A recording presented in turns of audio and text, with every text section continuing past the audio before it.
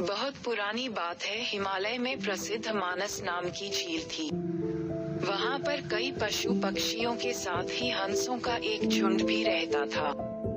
उनमें से दो हंस बहुत आकर्षक थे और दोनों ही देखने में एक जैसे थे। लेकिन उनमें से एक राजा था और दूसरा सेनापति। राजा का नाम था धृतराष्ट्र और सेनापति का नाम सुमुखा था। झील का नजारा बादलों के बीच में स्वर्ग जैसा प्रतीत होता था। उन समय झील और उसमें रहने वाले हंसों की प्रसिद्धि वहां आने जाने वाले पर्यटकों के साथ देश विदेश में फैल गई थी। वहां का गुणगान कई कवियों ने अपनी कविताओं में किया, जिससे प्रभावित होकर वाराणसी के राजा को वह नजारा देखने की इच्छा हुई। राजा ने अपने राज्य में बिल्कुल वैसी ही झील का निर्माण करवाया और वहां पर कई प्रकार के सुंदर और आकर्षक फूलाए के पौधों के साथ ही स्वादिष्ट फलों के पेड़ लगवाए।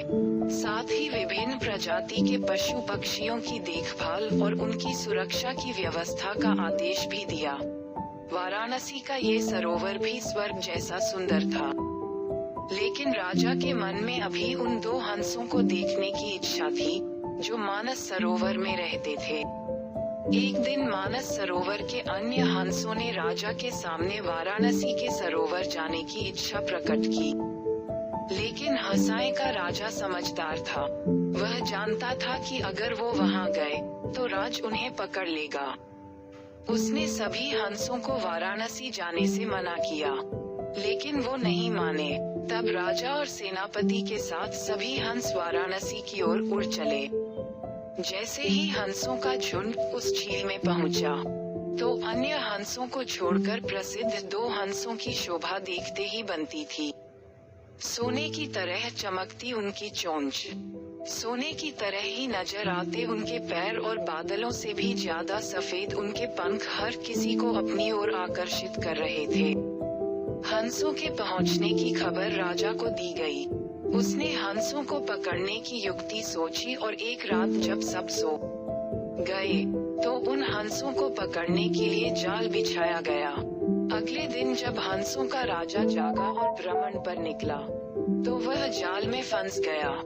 उसने तुरंत ही तेज आवाज में अन्य सभी हंसों को वहां से उड़ने और अपनी जान बचाने का आदेश दिया। अन्य सभी हंस उड़ गए, लेकिन उनका सेनापति सुमुखा अपने स्वामी को फंसा देखकर उसे बचाने के लिए वहीं रुक गया। इस बीच हंस को पकड़ने के लिए सैनिक वहां आ गया। उसने देखा कि हंसों का राजा जाल में फंसा हुआ है और दूसरा राजा को बचाने के लिए वहां खड़ा हुआ है। हंस की स्वामी भक्ति देखकर सैनिक बहुत प्रभावित हुआ और उसने हंसों के राजा को छोड़ दिया। हंसों का राजा समझदार होने के साथ साथ दूरदर्शी भी था। उसने सोचा कि अगर राजा को पता चलेगा कि सैनिक ने उसे छोड़ दिया है, तो राजा इसे जरूर प्राणदंड देगा। तब उसने सैनिक से कहा कि आप हमें अपने राजा के पास ले चलें। ये सुनकर सैनिक उन्हें अपने साथ राजदरबार में ले गया। दोनों हंस सैनिक के कंधे पर बैठे थे। हंसों को सैनिक के कंधे पर बैठा देखकर हर कोई सोच में पड़ गया। जब राजा ने इस बात का रहस्य पूछा, तो सैनिक ने सारी बात सच सच बता दी। सैनिक की बात सुनकर राजा के साथ ही सारा दरबार उनके साहस और सेनापति की स्वामी भक्ति पर हैरान रह गया और सभी के मन में उनके लिए प्रेम जाग उठा। राजा ने सैनिक को माफ कर दिया और दोनों हंसों को आदर के साथ कुछ और दिन ठहरने का निवेदन किया। हंस ने राजा का निवेदन स्वीकार किया और कुछ दिन वहां रुककर वापस मानस झील चले गए। कहानी से सीख, किसी भी परिस्थिति में हमें अपनों का साथ नहीं छोड़ना चाहिए। आपको मेरी कहानी कैसी लगी कमेंट करके बताएं।